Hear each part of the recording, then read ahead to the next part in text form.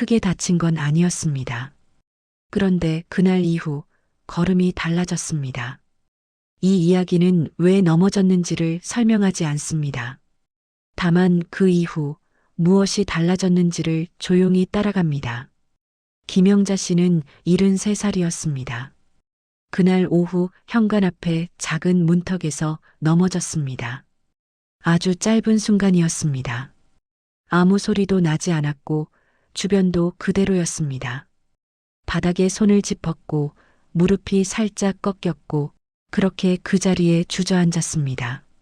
넘어진 순간보다 더 길게 남은 것은 그 뒤에 이어진 침묵이었습니다. 몇 초였는지 몇 분이었는지는 알 수 없었습니다. 그저 그 자리에 앉아 있었습니다. 숨을 참고 있었던 것도 아닌데 숨이 멈춰 있는 것처럼 느껴졌습니다. 심장이 뛰는 소리가 귀에 또렷하게 들렸고 손바닥에 닿은 바닥의 차가운 감촉이 오래 남았습니다. 괜찮아, 괜찮아. 혼잣말처럼 중얼거렸지만 목소리는 생각보다 많이 떨렸습니다. 일어나야 한다고 생각했지만 몸은 곧바로 따라오지 않았습니다. 무릎을 살폈고 손목을 움직여봤고 발목도 확인했습니다. 피는 나지 않았고 부러진 것 같지도 않았습니다. 그런데도 일어서기까지 시간이 필요했습니다. 통증 때문은 아니었습니다. 몸보다 마음이 먼저 멈춰 있었기 때문이었습니다. 또 넘어지면 어떡하지라는 생각이 발보다 먼저 앞서 나가고 있었습니다. 영자 씨는 벽을 짚고 아주 천천히 몸을 일으켰습니다. 다리에 힘을 주는 것조차 조심스러웠습니다. 그날 저녁 영자 씨는 거실 소파에 앉아 있었습니다. 텔레비전은 켜져 있었지만 무슨 내용인지 귀에 들어오지 않았습니다. 자꾸 현관 쪽으로 시선이 갔습니다. 아까 넘어졌던 그 자리, 그 작은 문턱이 눈에 들어왔습니다.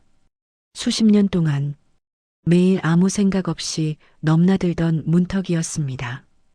그런데 이제는 이전과는 다르게 보였습니다. 밤이 깊었습니다. 잠자리에 들기 전 화장실에 가기 위해 일어났습니다. 평소 같았으면 그대로 걸어갔을 일이었습니다. 하지만 그날은 먼저 불을 켰습니다. 밤에 불을 켠 이유는 무서워서가 아니었습니다. 바닥을 확인하기 위해서였습니다. 슬리퍼가 어디 있는지, 바닥에 무엇이 놓여 있는지, 문턱은 어디에 있는지 눈으로 하나하나 확인한 뒤에야 조심스럽게 한 발을 내디뎠습니다. 다음 날 아침 영자 씨는 눈을 뜨자마자 몸을 일으키지 않았습니다. 이불 속에서 먼저 발목을 천천히 움직여 봤습니다. 아프지 않았습니다. 무릎도 조심스럽게 구부려 봤습니다. 괜찮았습니다. 그제야 상체를 일으켰습니다. 침대에 앉아 다시 한번 발을 내려다 봤습니다. 침대에서 내려올 때도 예전과는 달랐습니다. 한쪽 발을 먼저 바닥에 내려놓고 체중을 조금씩 실어봤습니다. 괜찮다는 확신이 들었을 때 다른 발도 내려놓았습니다. 두 발로 선 채 잠시 그대로 멈춰 있었습니다. 균형이 괜찮은지 어지럽지는 않은지 다리에 힘이 있는지 몇 초 동안 그 자리에 서서 몸을 살폈습니다.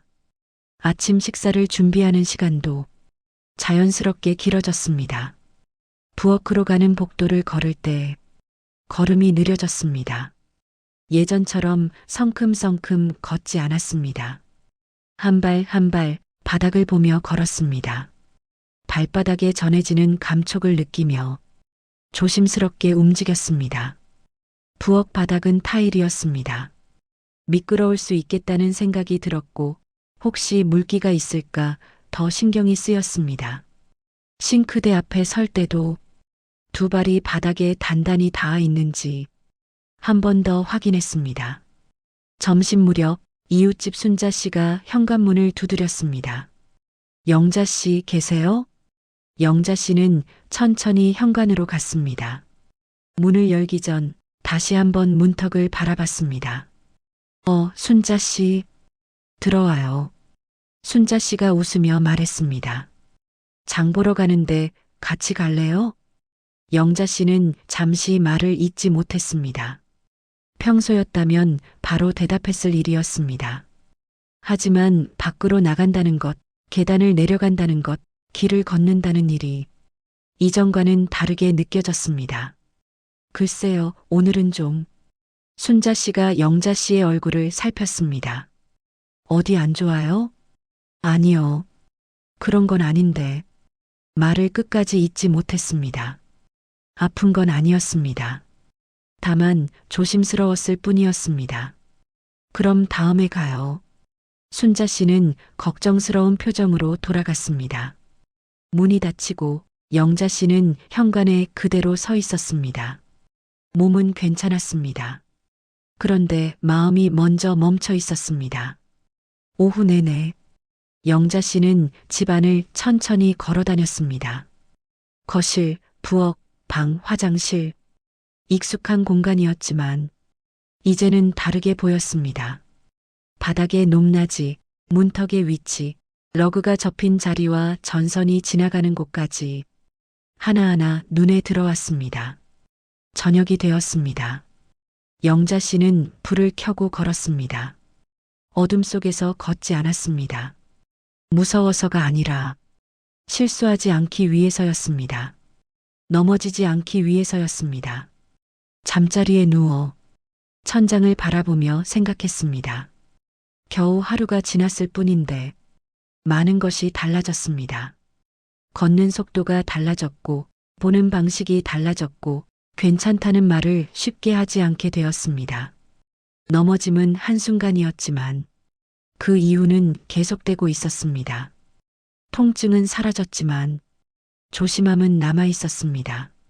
몸은 회복되었지만 마음은 여전히 그 자리에 잠시 머물러 있었습니다. 영자 씨는 눈을 감았습니다. 내일 아침에도 같은 방식으로 하루를 시작할 것입니다.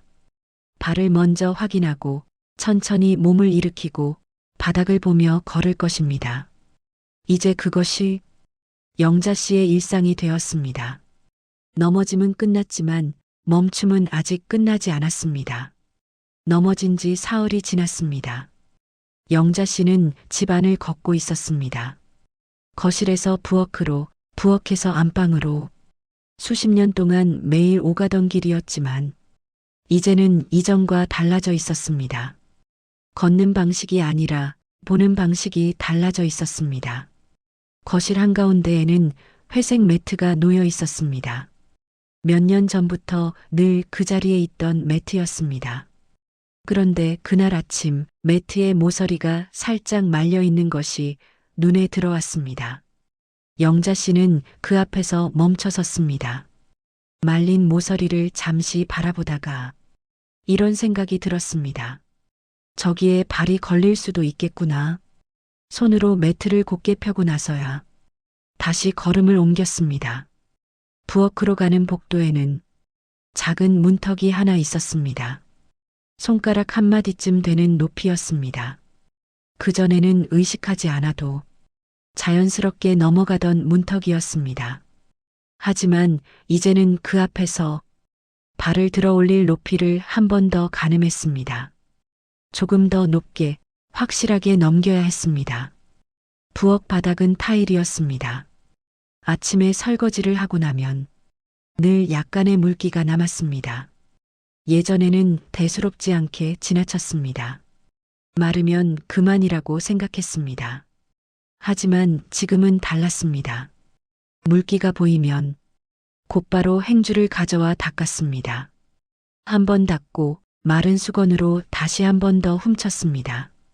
미끄러지면 안 된다는 생각이 행동보다 먼저 앞서 나갔습니다.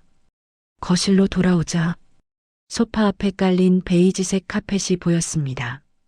카펫의 끝과 바닥이 만나는 경계가 이상하리만큼 또렷해 보였습니다. 불과 몇 밀리미터의 높이 차이였지만 이제는 그 차이가 눈에 들어왔습니다. 카펫 위로 발을 올릴 때도 다시 바닥으로 내려올 때도 영자 씨는 한 발 한 발 높이를 의식하며 걸었습니다. 그제야 깨달았습니다. 집이 조금 낯설어졌다는 것을. 수십 년을 살았던 집이었고 눈을 감고도 걸을 수 있던 공간이었습니다.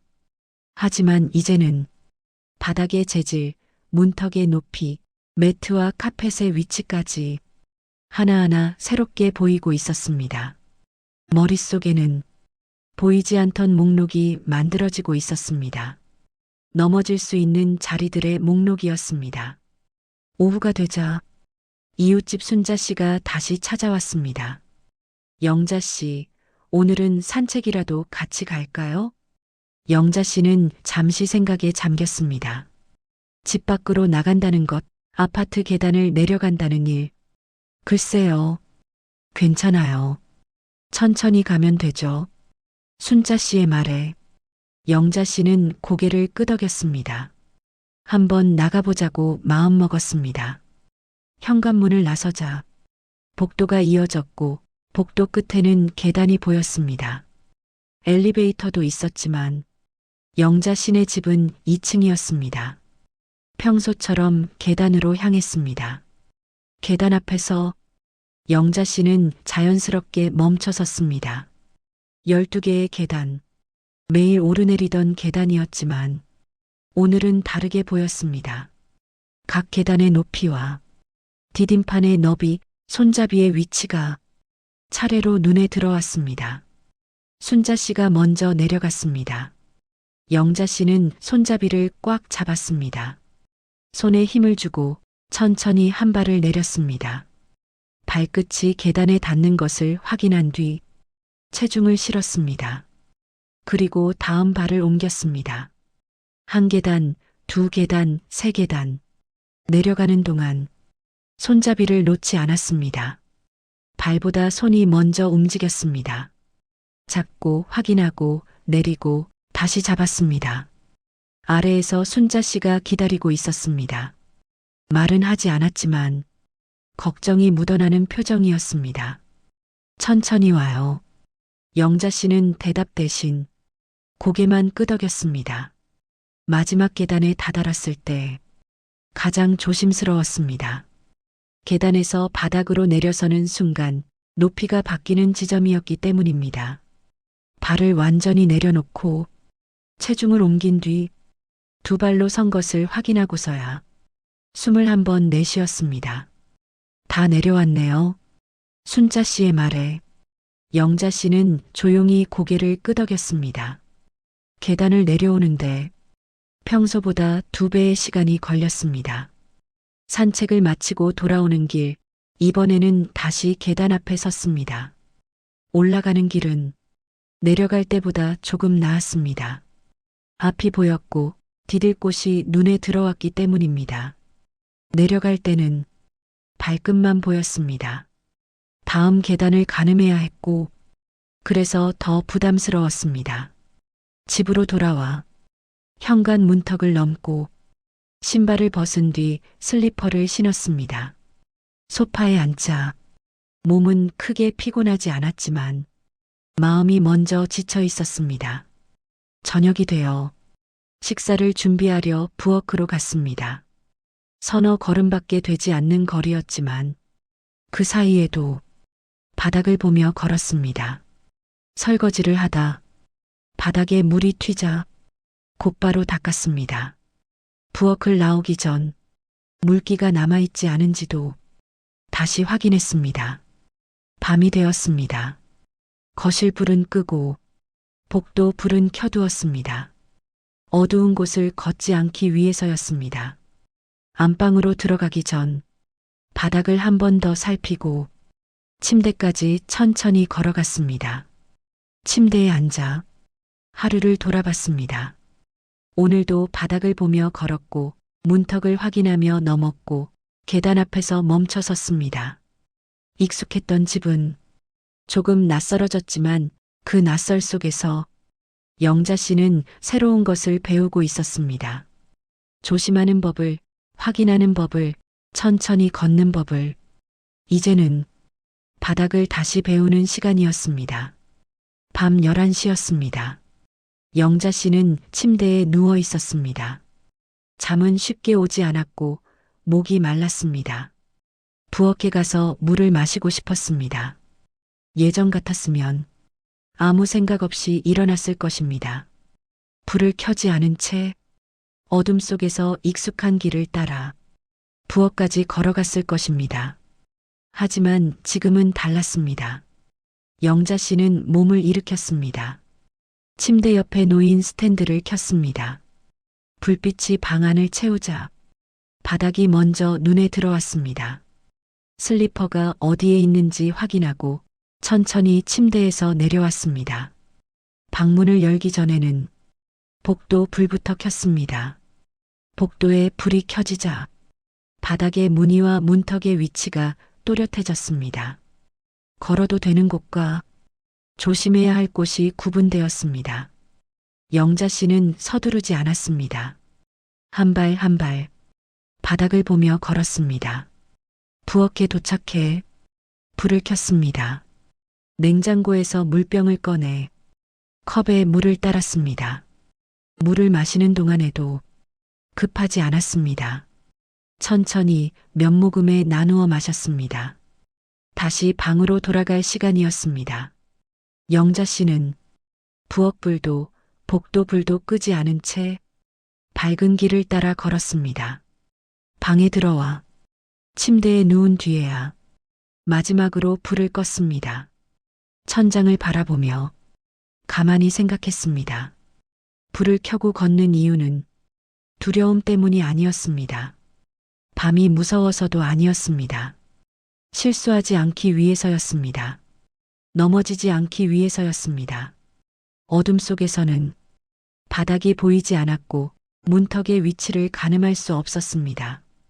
발이 어디에 닿을지 확신할 수 없었습니다. 밤이 조용해서 무서운 게 아니라 조용해서 더 조심하게 되었습니다. 소리가 없으면 발소리에 더 귀를 기울이게 되었고 바닥에 닿는 감촉에 더 집중하게 되었습니다. 그래서 밤은 조금 불편해졌습니다. 며칠 뒤 딸에게서 전화가 왔습니다. 엄마, 어떻게 지내세요? 응, 잘 지내. 날씨도 추워졌는데 괜찮으세요? 영자 씨는 잠시 대답을 멈췄습니다. 괜찮다고 말하려다 입을 다물었습니다. 정말 괜찮은지 한 번 더 생각해 봤습니다. 몸은 괜찮았습니다. 다친 곳도 모두 나았습니다. 하지만 걸음은 느려졌고 밤에는 불을 켜고 다녔고 계단 앞에서는 늘 한 번 더 멈췄습니다. 엄마, 딸의 목소리가 다시 들렸습니다. 응, 괜찮아. 조심해서 지내고 있어. 조심하세요? 무슨 일 있으세요? 아니야. 그냥 날씨가 추워서. 거짓말은 아니었습니다. 하지만 전부를 말한 것도 아니었습니다. 괜찮다는 말을 쉽게 하지 않게 되었습니다. 예전에는 상대를 안심시키기 위해 먼저 꺼내던 말이었습니다. 하지만 이제는 그 말이 조금 무거워졌습니다. 전화를 끊고 영자 씨는 소파에 앉아 있었습니다. 딸에게 말하지 않은 것들이 하나씩 떠올랐습니다. 넘어졌던 일, 밤마다 불을 켜고 다니는 일, 계단이 부담스러워진 일, 말하지 않았습니다. 말하면 걱정이 늘어날 것 같았기 때문입니다. 저녁 무렵 이웃집 순자 씨가 찾아왔습니다. 영자 씨, 요즘 어때요? 전보다 걸음이 좀 느려진 것 같아서요. 영자 씨는 잠시 웃으며 말했습니다. 그래요? 나이가 드니까 그런가 봐요. 어디 불편한 데는 없어요? 아니요, 괜찮아요. 순자 씨는 영자 씨를 잠깐 바라보다가 더 묻지 않았습니다. 몸 조심하세요. 문이 닫히고 영자 씨는 다시 혼자가 되었습니다. 또 한 번 괜찮다고 말한 뒤였습니다. 습관처럼 나온 말이었고 상대를 안심시키는 말이었지만 정작 자신에게는 확신이 없는 말이었습니다. 밤이 되었습니다. 침대에 누워 오늘을 돌아봤습니다. 딸에게도 순자 씨에게도 괜찮다고 말했습니다. 그 말이 누구를 위한 말이었는지 곰곰이 생각해 봤습니다. 다음 날 아침 눈을 뜨자마자 이불 속에서 발목을 움직여 봤습니다. 아프지 않았습니다. 무릎을 구부려 보고 천천히 일어났습니다. 바닥에 발을 내려놓고 잠시 그대로 섰습니다. 부엌으로 가는 길에 문턱을 확인했고 싱크대 앞에서는 물기가 튀자마자 닦았습니다.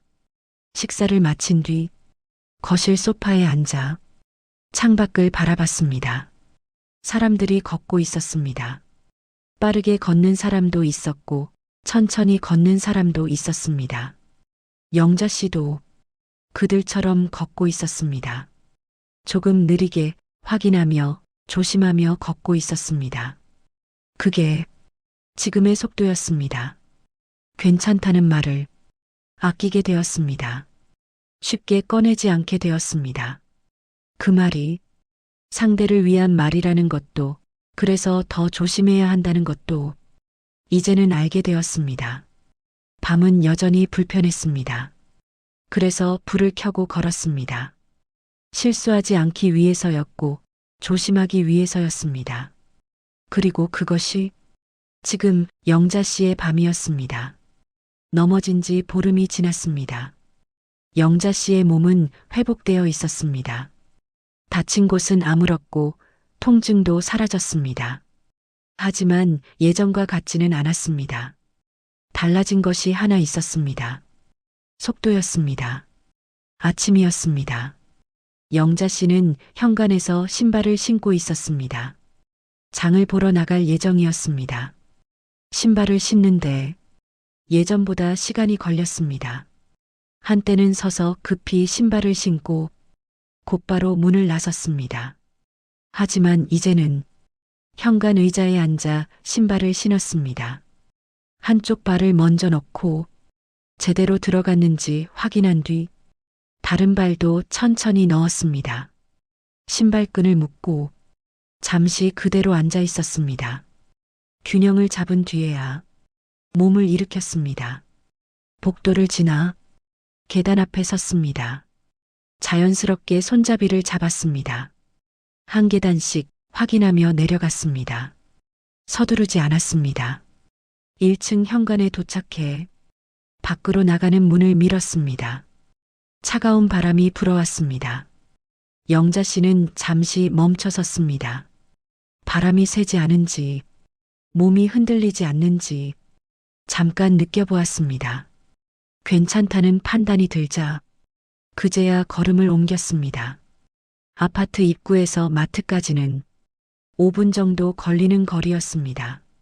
예전에는 빠르게 걸었습니다. 목적지만 보며 성큼성큼 걸어갔습니다. 하지만 지금은 달랐습니다. 한 걸음 한 걸음 천천히 걸었습니다. 보도블록을 보며 깨진 곳은 없는지, 울퉁불퉁한 곳은 없는지 눈으로 확인했습니다. 건널목 앞에서 멈췄습니다. 신호등이 바뀌기를 기다렸습니다. 초록불이 켜졌고 영자 씨는 길을 건넜습니다. 불이 깜빡이기 시작했지만 속도를 내지 않았습니다. 같은 걸음으로 끝까지 걸었습니다. 마트 입구에 도착하자 자동문이 열렸습니다. 카트를 잡고 안으로 들어갔습니다. 카트를 미는 손에 자연스럽게 힘이 들어갔습니다. 카트는 지팡이처럼 느껴졌습니다. 의지할 수 있는 것이 있다는 사실에 조금 안심이 되었습니다. 장을 보는 시간도 예전보다 길어졌습니다. 선반 앞에서 멈춰 서고 물건을 고르고 카트에 넣었습니다. 멈추는 횟수가 늘어났습니다. 통로 모퉁이에서도 멈췄고 사람이 오는지 확인했습니다. 계산대로 가는 길에서도 바닥을 한 번 더 살폈습니다. 장을 마치고 마트를 나섰습니다. 장바구니를 한 손에 들자 몸의 균형이 조금 쏠렸습니다. 무겁지는 않았지만 불안했습니다. 그래서 더 천천히 걸었습니다. 아파트로 돌아오는 길 5분 거리였지만 10분이 걸렸습니다. 회복이 아니라 속도가 바뀌었습니다. 몸은 나았지만 서두름은 사라졌습니다. 집에 도착해 신발을 벗고 소파에 앉았습니다. 숨이 차지도 않았고 몸이 몹시 피곤한 것도 아니었습니다. 그런데 마음이 먼저 지쳐 있었습니다. 밖을 다녀오는 일이 이렇게 신경 쓰이는 일이었나? 문득 그런 생각이 들었습니다. 며칠 뒤 순자 씨가 찾아왔습니다. 영자 씨, 내일 문화센터 강좌 있는데 같이 갈래요? 영자 씨는 잠시 말이 없었습니다. 문화센터에 가려면 버스를 타야 했고 정류장까지 걸어야 했고 내린 뒤에도 다시 걸어야 했습니다. 계단도 떠올랐습니다. 글쎄요. 왜요? 요즘 집에만 계시잖아요. 맞는 말이었습니다. 영자 씨는 장을 보러 가는 것 말고는 거의 밖에 나가지 않고 있었습니다. 나가기 싫어서가 아니라 나가면 신경 써야 할 것이 많아졌기 때문이었습니다. 다음에 갈게요. 다음에요? 언제요? 영자 씨는 대답하지 못했습니다. 언제가 될지 자신도 알 수 없었기 때문입니다. 순자 씨는 아쉬운 표정으로 돌아갔습니다. 문을 닫고 영자 씨는 잠시 서 있었습니다. 왜 밖으로 나가는 일이 이렇게 어려워졌을까? 나이 때문은 아니었습니다. 그날 이후였습니다. 넘어진 그날 이후로 밖으로 나가는 문턱이 조금 높아졌습니다. 외출 준비도 달라졌습니다. 신발을 고를 때부터 미끄럽지 않은지 굽이 낮은지 살폈습니다. 날씨를 확인했고 비나 바람이 있는지도 확인했습니다. 길이 젖어 있으면 더 조심해야 했습니다. 사람이 많은 곳은 부담이 되었습니다. 빠르게 걷는 사람들 사이에서 부딪힐까봐, 밀릴까봐 괜히 긴장하게 되었습니다. 모든 것을 따져보면 나가지 않는 편이 편해졌습니다. 집안은 익숙했고 어디에 무엇이 있는지 알고 있었고 바닥과 문턱의 위치도 이미 알고 있었습니다. 저녁 무렵 영자 씨는 창밖을 바라봤습니다. 퇴근길 사람들은 빠르게 걸었습니다. 서두르며 집으로 향하고 있었습니다. 영자 씨는 그 모습을 보며 생각했습니다. 나도 예전에는 저렇게 걸었었지. 하지만 이제는 달랐습니다. 빠르게 걸을 수 없었고 서두를 수 없었고 발밑을 보지 않을 수 없었습니다. 멈춰야 할 때를 알아야 했습니다. 밤이 되었습니다. 침대에 누워 하루를 떠올렸습니다. 마트에 다녀왔고 5분 거리를 10분에 걸어 다녔습니다. 회복이 아니라 속도가 바뀌었습니다. 문화센터에 가지 않기로 했고 그 선택도 겁 때문은 아니었습니다. 그저 더 신경 써야 할 것들이 많아졌을 뿐이었습니다. 눈을 감았습니다. 내일도 천천히 걸을 것입니다. 멈추는 횟수는 여전히 많을 것입니다. 이것이 지금의 속도였고 이것이 그날 이후의 삶이었습니다. 몸보다 먼저 바뀐 것은 속도였습니다. 그리고 그 속도는 아직 예전으로 돌아오지 않았습니다. 한 달이 지났습니다. 영자 씨는 마트 앞 횡단보도에 서 있었습니다. 초록불이 켜졌고 길을 건너기 시작했습니다. 천천히 걸었습니다. 절반쯤 왔을 때 신호등이 깜빡이기 시작했습니다. 하지만 영자 씨는 같은 속도로 계속 걸었습니다. 빨리 갈 수는 없었습니다. 그때 뒤에서 누군가가 다가왔습니다. 젊은 여자였습니다. 여자는 영자 씨 옆에 섰고 자연스럽게 속도를 늦췄습니다. 말은 하지 않았습니다. 그저 같은 속도로 옆에서 함께 걸었습니다. 두 사람은 그렇게 나란히 건널목을 건넜습니다. 길을 다 건넌 뒤 여자는 가볍게 고개를 숙이고 아무 말 없이 지나갔습니다. 영자 씨는 그 자리에 잠시 멈춰 섰습니다. 방금 일어난 일을 천천히 떠올렸습니다. 그 여자가 자신의 속도에 맞춰 걸어주었다는 것, 서두르지 않고 기다려 주었다는 것을 그제야 알았습니다. 작은 행동이었지만 크게 느껴졌습니다. 며칠 뒤 영자 씨는 은행에 갔습니다. 업무를 마치고 나오는데 출입문이 무겁게 느껴졌습니다. 문을 밀자 조금 열렸고 힘을 더 주려는 순간 뒤에서 손이 나왔습니다. 한 남자가 조용히 문을 잡아주었습니다. 먼저 나가세요. 고맙습니다. 영자 씨는 문을 나섰고 남자는 잠시 문을 잡고 있다가 천천히 손을 놓았습니다. 아주 자연스러운 행동이었습니다. 하지만 영자 씨에게는 큰 도움이었습니다.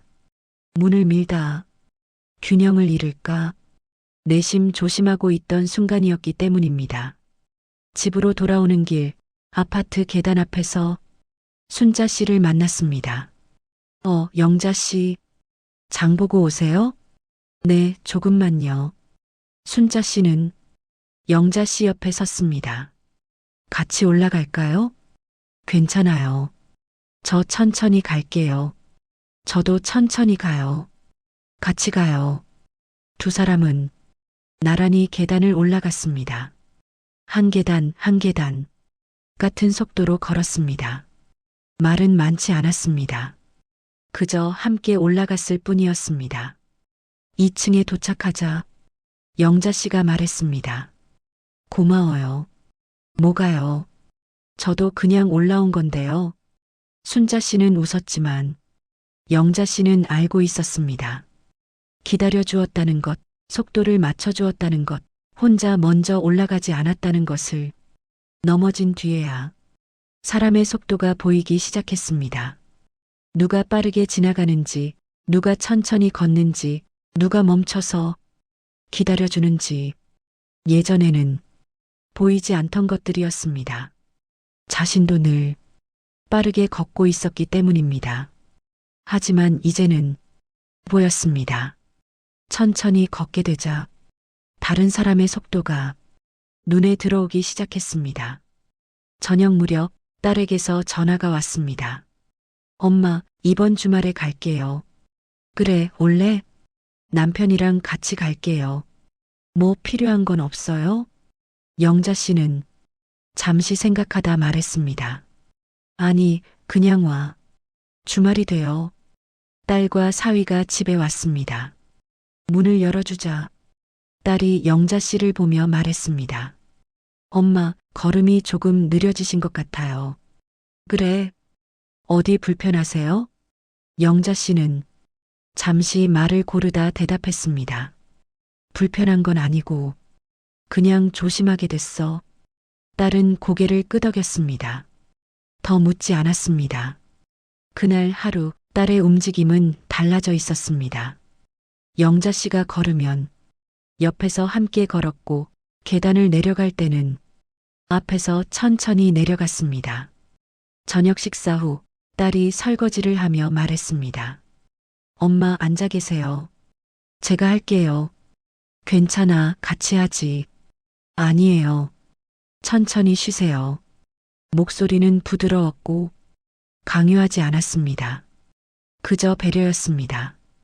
밤이 되어 딸과 사위가 돌아간 뒤 영자 씨는 혼자 거실에 앉아 있었습니다.